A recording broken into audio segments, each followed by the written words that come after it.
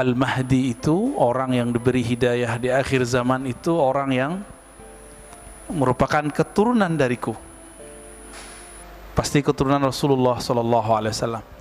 Maka yang meyakini para habaib atau zuriat Nabi sudah nggak ada, itu dapat dipastikan dia tentara Dajjal itu, Pak.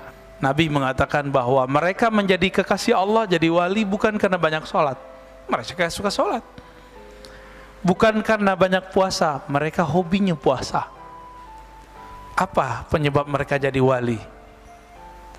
Salamati sudurihim, kolbunya ini selamat daripada kebencian. Kita baru begini aja udah benci, ya enggak? Baru beda faham dikit udah benci. Baru beda opini masalah Taliban udah benci, ya enggak? Baru beda 01, 02 udah benci. Gimana mau jadi wali abdal?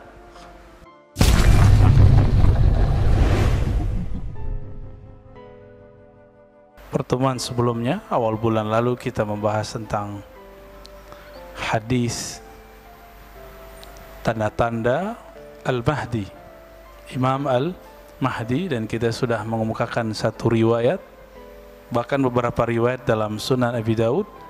Beliau menulis chapter khusus tentang Al-Mahdi, judulnya Kitab Al-Mahdi. Itu ada bab khususnya, ada sekitar 9 atau 10 hadis di dalam Kitabul Mahdi. Sebelumnya, semoga Allah membimbing kita mengkaji hadis ini, karena banyak orang terjebak di cocok logi, banyak juga yang gak sabaran menganggap panji-panji hitam sudah muncul, karena hadis yang akan kita bahas berbicara panji-panji hitam juga, ya, nggak jauh berbeda. Semoga dengan berkah Al-Fatihah dan salawat kepada Rasulullah, Allah membimbing kita. Al-Fatihah. A'udzubillahi bismillahirrahmanirrahim. Maliki yaumiddin, iyyaka na'budu wa iyyaka nasta'in, shiratal ladzina an'amta 'alaihim. Allahumma shalli ala nabiyyina Muhammad.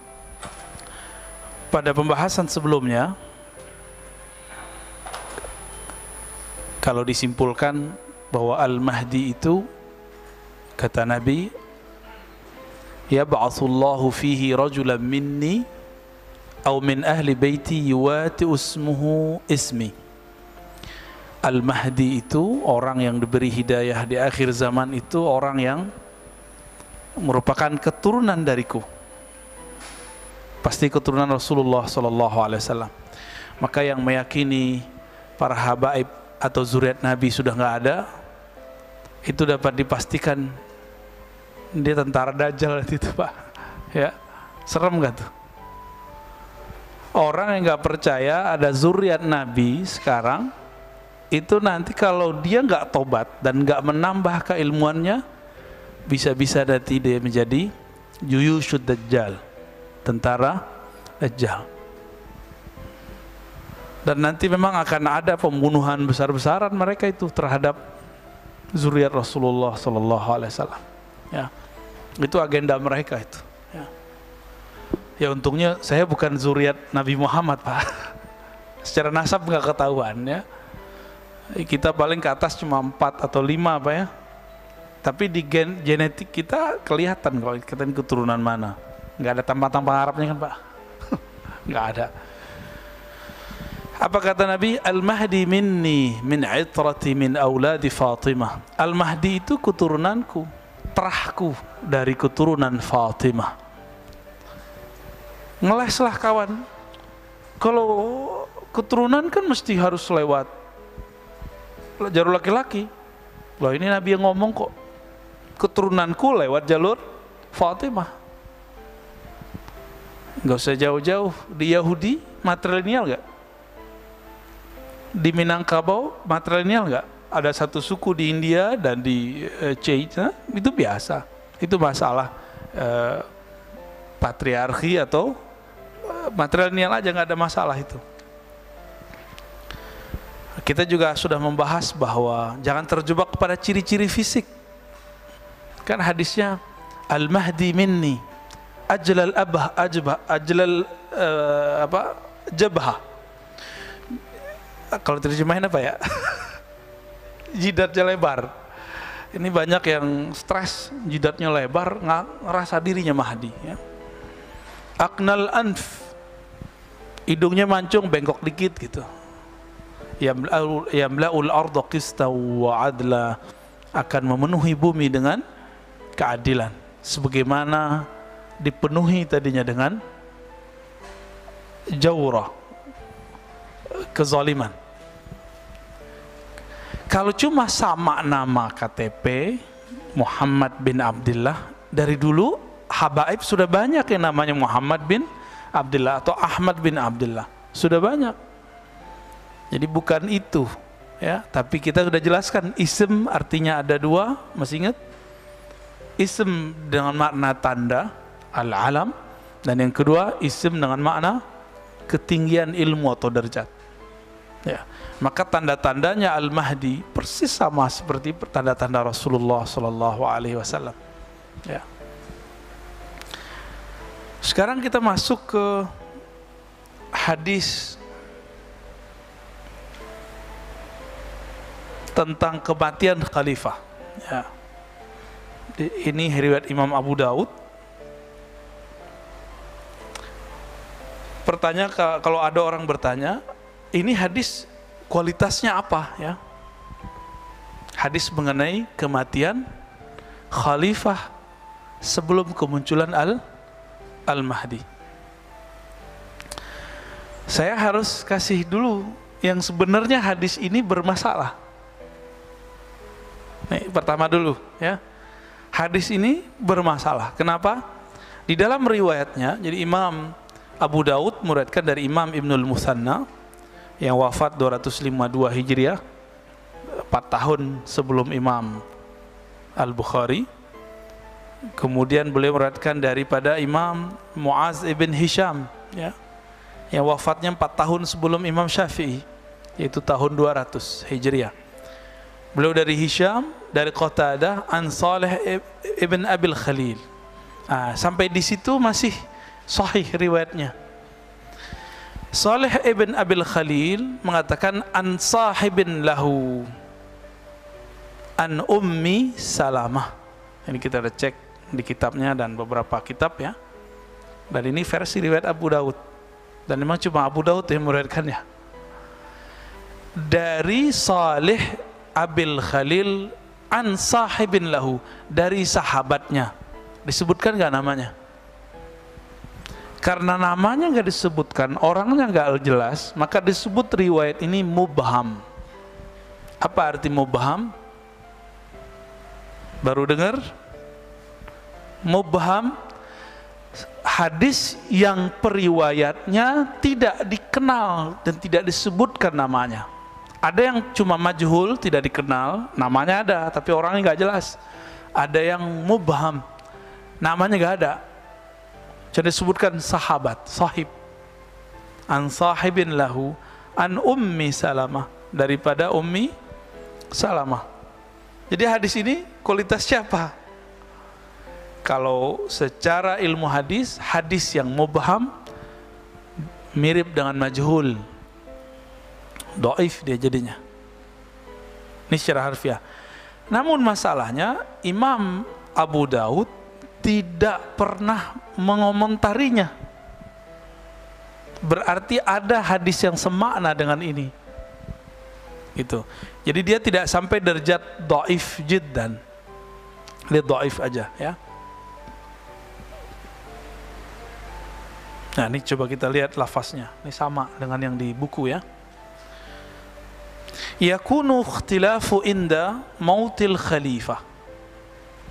Kata Ummi Salamah, Nabi SAW bersabda, akan terjadi ikhtilaf, perselisihan, inda mautil khalifah, ketika terjadi kematian seorang pemimpin. Khalifah di sini bukan khalifah kekhalifahan, bukan, tapi bisa diartikan apa? Pemimpin. Fayakhruju rajulun min ahli al-Madinah hariban ila Makkah. Lalu ada seseorang dari penduduk Madinah, inilah calon Mahdinya nih, keluar dari kota Madinah, hariban ila Makkah, dia berlari ke Makkah. Tapi Ahlul Madinah di sini tidak juga bisa diartikan dia orang Madinah, bukan. Bisa jadi dia pernah bersembunyi di Madinah. Fayatihi nasun min ahli Makkah fayukhrijunahu wa huwa karihun. Lalu sampai di Mekah, orang-orang di Mekah kemudian datang kepadanya ingin menampilkan dia, wa huwa karih, tapi dia nggak suka. Berarti dia nggak terobsesi mau menjadi khalifah, pemimpin. Fayubayi'unahu bainar rukni wal maqam. Lalu mereka akan membaiatnya antara rukun al-Yamani dan maqam Ibrahim. Lumayan luas ya. Wa yub'atsu ilaihi ba'tsun minasyam. Lalu ada utusan dari Syam, fayukhsafu bihim bil baida baina Makkah wal Madinah. Lalu ketika ada orang yang mencoba untuk menyerang, dilenyapkan ketika sampai di suatu negeri antara namanya Baida, antara Makkah dan Madinah. Fa idza ra'a an-nasu dzalika atahu abdalus Syam. Ketika itu terjadi, orang-orang melihat kejadian itu, maka datanglah abdalus Syam. Apa arti abdal? Secara harfiah artinya pengganti-pengganti. Tapi abdal ini pangkat kewalian. Jadi wali itu ada yang disebut abdal, ada yang disebut aqtab. Abdal, aqtab, aqtab itu kutub. Ya, jadi maka di sini lagi cerita tentang pangkat kewalian. Abdalus Syam, dari semenjak perselisihan Sayyidina Ali dan Sayyidina Muawiyah, kan itu politik ya. Saya nggak ada urusan dengan politik mereka, tapi kita melihat ini perselisihan politik. Karena Muawiyah menganggap Ali tangannya ikut serta dalam membunuh Utsman, termakan hoaks. Ali menganggap Muawiyah ini membangkang kepada pemerintahan yang sah. Jadi dua perspektif yang berbeda. Peranglah mereka di suatu padang yang luas namanya Siffin. Di saat itu datang orang-orang kepada Sayyidina Ali. Ya Ali, il'an ahli Syam. Laknatlah orang-orang yang tinggal di negeri Syam. Syam ini 4 negara, masih ingat ya? Libanon, Yordan, Palestina, Syam, itu Suriah, ya 4. Ini negeri Syam namanya. Bahasanya agak sedikit lembut, campur antara Arab, Aramaik, Ibrania. Aramaik itu bahasa yang tua, sekarang cuma 3 kampung di Suriah yang ngomong itu. Kebetulan kita ngajar orientalism dan ilmu Al-Quran. Jadi orang-orang barat yang mengkritisi Quran, kita kritisi balik. Itu mereka menemukan hal yang sama, bahwa di sana ada bahasa Aramaik. Sebagian mereka menganggap Quran itu gak ada yang asli, itu Aramaik. Ya, itulah bodohnya mereka ya. Udah jelas Al-Quran lebih tua dari bahasa Aramaik.